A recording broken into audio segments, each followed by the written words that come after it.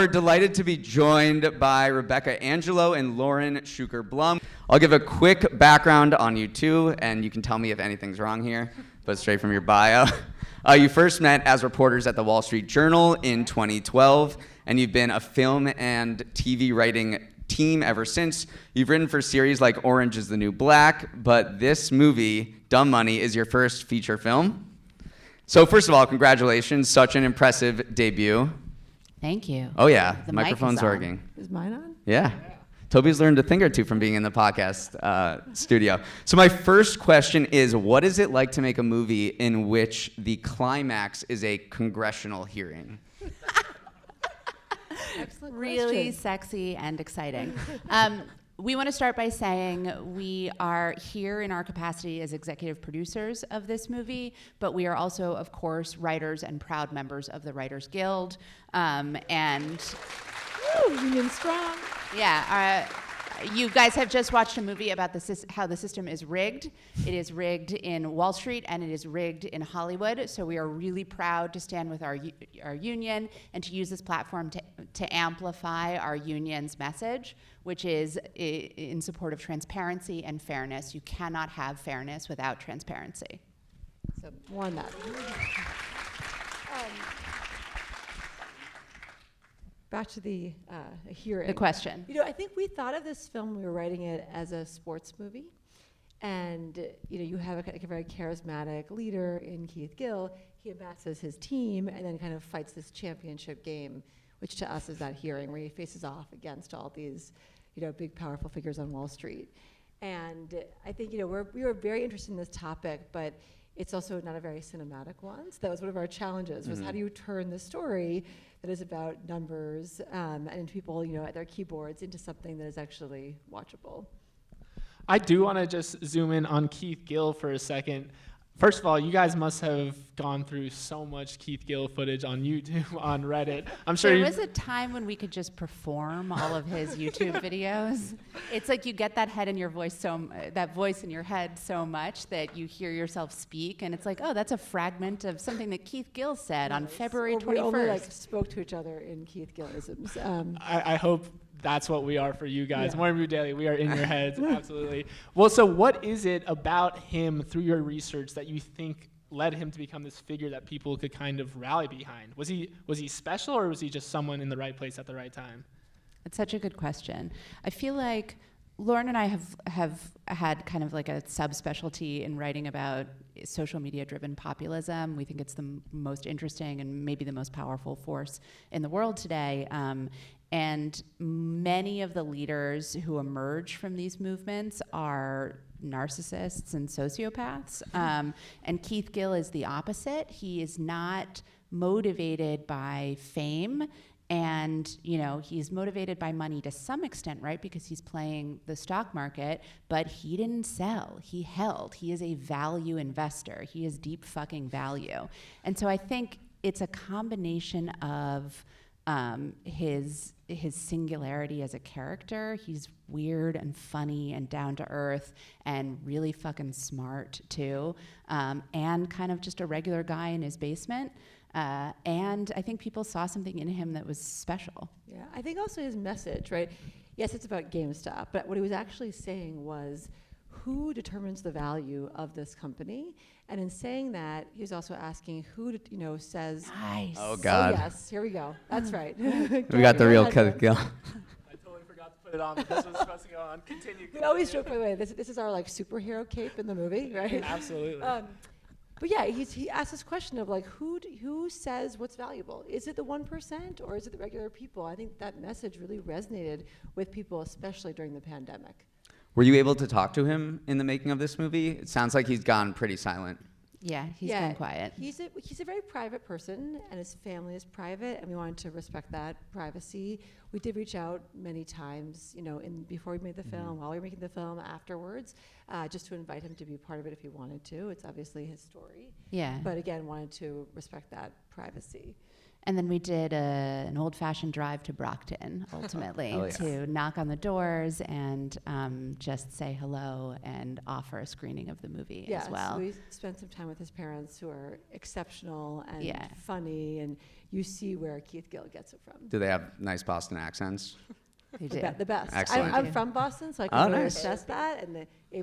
I'm from Western Mass, where we just have the most neutral accent ever. So I want to talk about the people that were not quote unquote influenced by Keith Gill. Did you talk to the regular people who were portrayed in So this many, film? yeah. And like, I'm curious about what their reflections were about this time. Do they have any regrets? Do they still invest? Do they feel still cheated? So I'm just curious about what these people have to say now. Yeah, so we did a lot of interviews. We obviously had Ben Mesrick's book, which was terrific, but we wanted to, we're former journalists, so we could not help ourselves.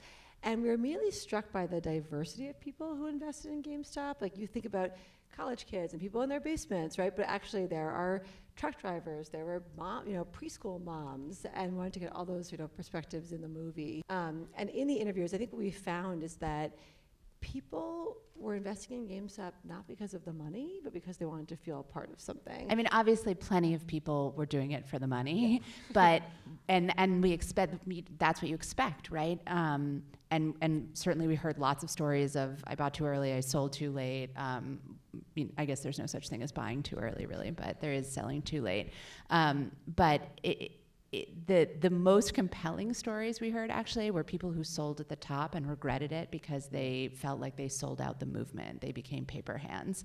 And we talked to one woman in particular who's so fascinating and so emotional and filed suit against Robinhood. She's a mother of 3. She's an art dealer. And she sold right at the top and then was in tears. It influenced our writing of the Jenny character, but in tears, and woke up the next morning and bought right back in. Yeah. Well, we have to talk about the other characters of this movie, the finance bros. Any finance bros here? Loud and proud, yeah. Woo! You're okay. Can you discuss your portrayal of the relationship between the big 3 hedge fund managers? You got Gabe Plotkin, Ken Griffin, and Steve Cohen. There seemed to be a significant power dynamic between the new money Plotkin and the old guard Griffin and Cohen. I love that. No one has pointed that out yet, but very perceptive. Well, Gabe worked for Ken and Steve and was their protege, and then Ken and Steve have a rivalry. So we love that triangulation. And of course, they invested in his company when he lost money. Yeah, it's our job to get it right, or get it as right as we possibly can be. So we talk to many retail investors, many people who are part of the community. We also talk to Wall Street people. We view our job as empathy beyond anything else for us first, and then eventually the audience. We need to put ourselves behind the eyes of every single person we depict on screen, not just the standard heroes and villains. So we learned a lot about these specific guys, and then we also learned about the culture of this world and how they relate to each other. There's a lot of talk about that's really condescending in our minds about retail traders and the gamification of trading in apps like Robinhood.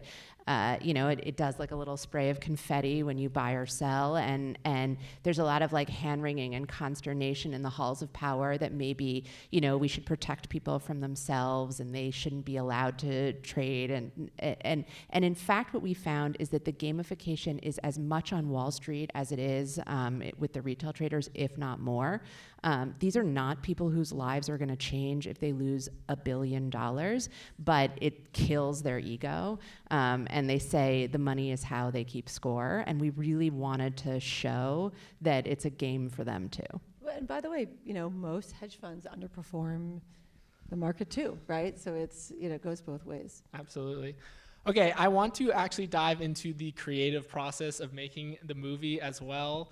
And so I know that this is a very complex financial movie with a lot of very complex financial topics. And I feel like there must have been the temptation to kind of go almost the Big Short route of where you literally have these breaking the fourth wall moments where you have Margot Robbie in a bathtub explaining what a subprime mortgage is or something like that. But you guys did it very kind of subtly, and you didn't have these in-your-face explanation moments. So how did you go about kind of getting people on board with some of the more complex financial things that were happening without kind of bogging down the narrative? This is the thing we spent the most time on in writing the script, but also making the film.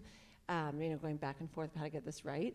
We do have a little blow-up kitty tub with the college girls. It's our little homage to McKay. Yeah, We it's our put little Mahala love letter. into That's an awesome. inflatable I never bathtub. picked up on that. Yes, That's really I think cool. all she says though is like, "Where my pussy at?" Yeah. One thing we noticed when researching the screenplay is that people were teaching each other online about what a short squeeze was, what a gamma squeeze was, what shorting even meant. And this was a movement that was by the people for the people. We wanted to really preserve that idea in the film.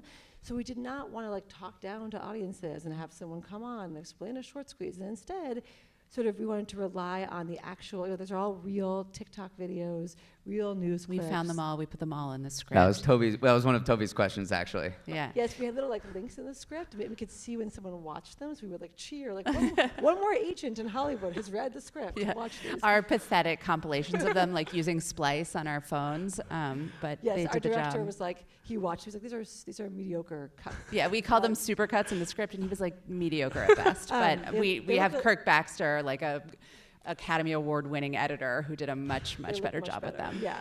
But yeah, it felt really right for the story, and also radical in a good way to say, these people who made these TikToks deserve the big screen treatment.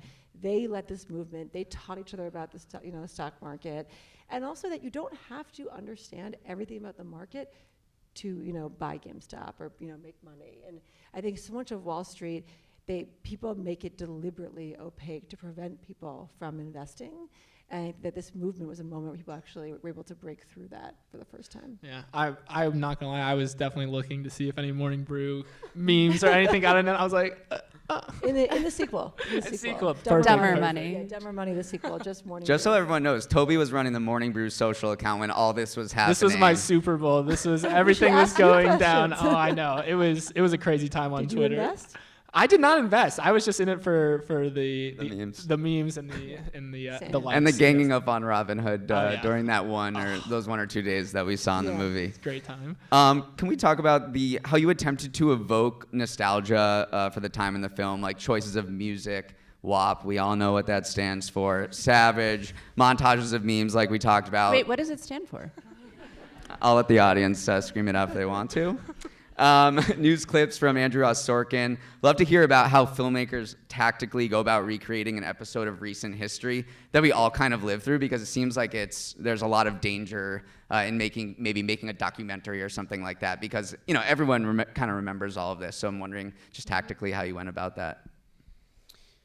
Yeah, our view of screenwriting is that every movie is a period piece if you do it right. So it should have a really strong sense of time and place.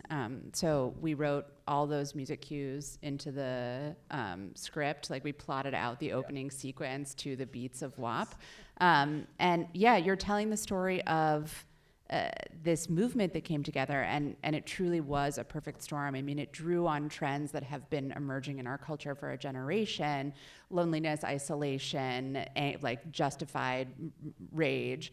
But the pandemic just heightened those experiences so much, I think, that it created this perfect storm.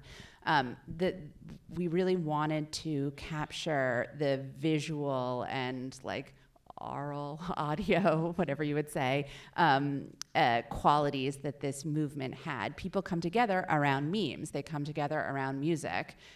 They come together around being told to put their mask over their nose all the time.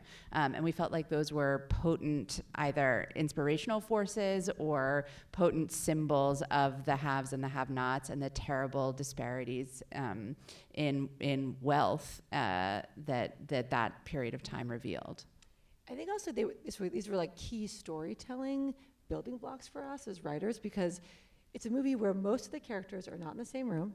They don't know each other. They're never going to know each other. So how do you write a movie where they interact? And I think it's an anthemic film, and so many of the songs became with Humble, you see our characters come together around that. You see them all react to a meme or to Roaring Kitty online, And so these became like totems in the film that helped us tell the story. Yeah, watching it 2 times in a row, I was just honestly so jealous of how talented you guys are of being able to piece this story together, because you're right, it's so disparate and you have to straddle the line across so many different kind of persons, places, and things. So that was awesome. I once had a 6-hour debate about whether it was sit down, be humble, or be humble, sit down. Oh. I'm not gonna lie, it was like 6 hours. I would say sit down, be humble. Yeah. Thank you. Yeah. That was 6 I'm seconds, vindicated. yeah.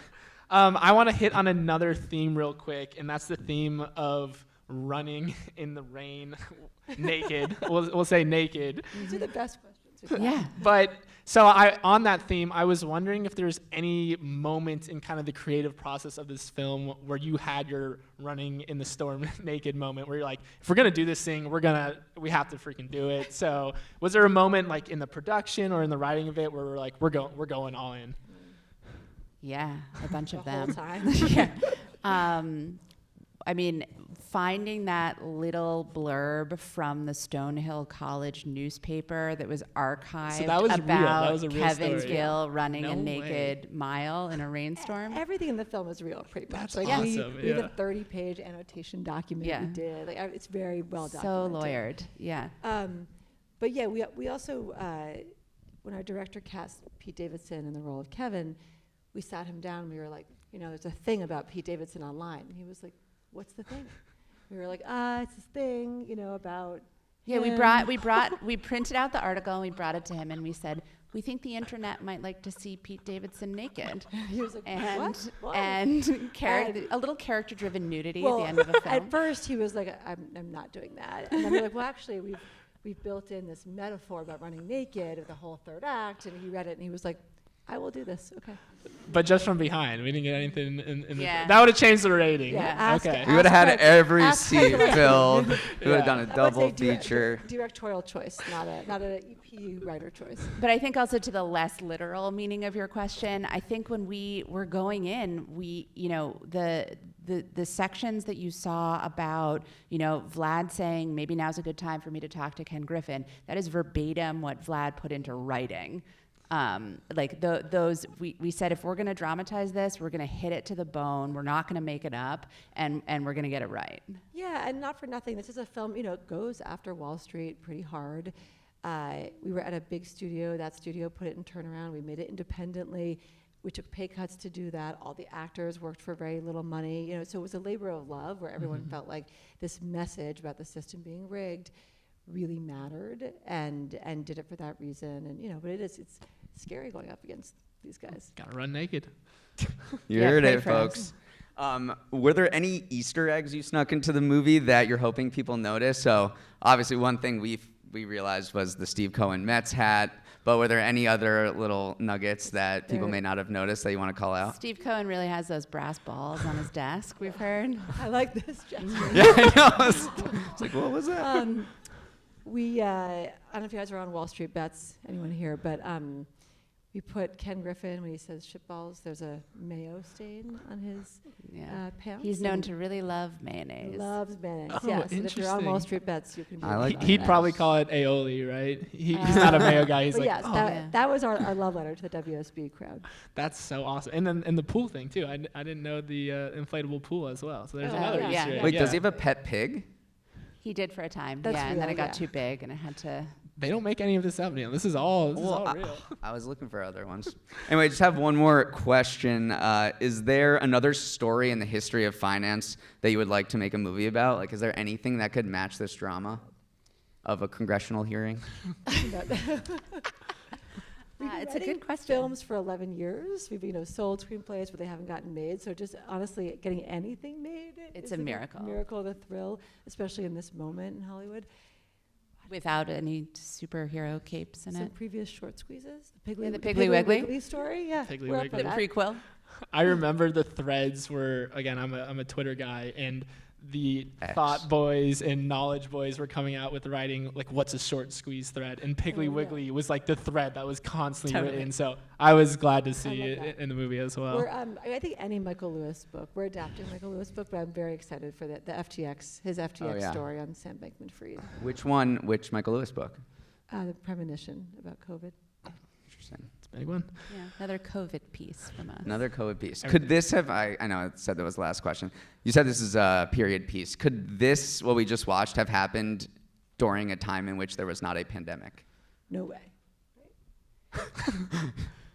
Yeah, I mean, certainly not for the first time, right? I think it could happen again tomorrow. We don't need another pandemic for the next one of these because now people have found their power and their voice, and it has, there's a cynical read that Wall Street went back to being Wall Street, and that's true in part. But there are apps now that they use to monitor conversations on Reddit. Yeah, it's good. I mean, this story is not over. We had to end the movie after an hour and 44 minutes. We chose the hearing as that kind of climactic thing, but this story is continuing, and there could be a sequel in Dumber. Yeah, there was a Vietnamese car maker that's made like 15,000 cars that was the third most valuable automaker in the world. Yes, someone So actually still happening. a hedge fund guy texted us that and was like, sequel, next movie. So there you go. Please. Prequel on Piggly Wiggly. That's what we're going on. Yeah, let's do it. However we can get involved in any way. We want to be one of those, the clips on the video, so yeah.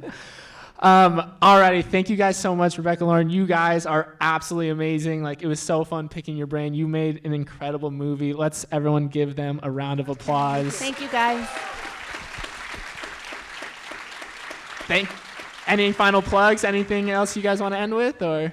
Thank you so much for watching Yeah, this. thank you. We early. love Morning Brew. We were so psyched to be able to do this. And I guess if you liked it, tell your friends, because we don't have any actors to promote the movie. So When would does be it great. come out? Comes out in New York and LA this weekend, and then we're going to expand from there. But you're one of the very first audiences to ever see see it, this, so yeah. we're very excited. I said that at the beginning, and I was like, I guess this is true. Yeah, it premiered in Toronto on Friday. Very Awesome. cool. Well, Such a congratulations, and this is super exciting. Thanks again for being with us. Thank you to everyone here who came and met us for the first time. It was like, you sound like you sound on Spotify. You sound the It's same. true. Yeah, we got a couple. I was taller than expected, so thank you for that, everybody. Boost the ego up, absolutely. You guys are welcome to stick around. We'll hang out for a little bit, but also I know it's a Monday, so feel free to go home. I don't know. We're getting up in like 3 hours. We got to go man. to bed right now, so yeah. Thank you guys. Thank so you. much. Thank you. Thanks so much, everyone.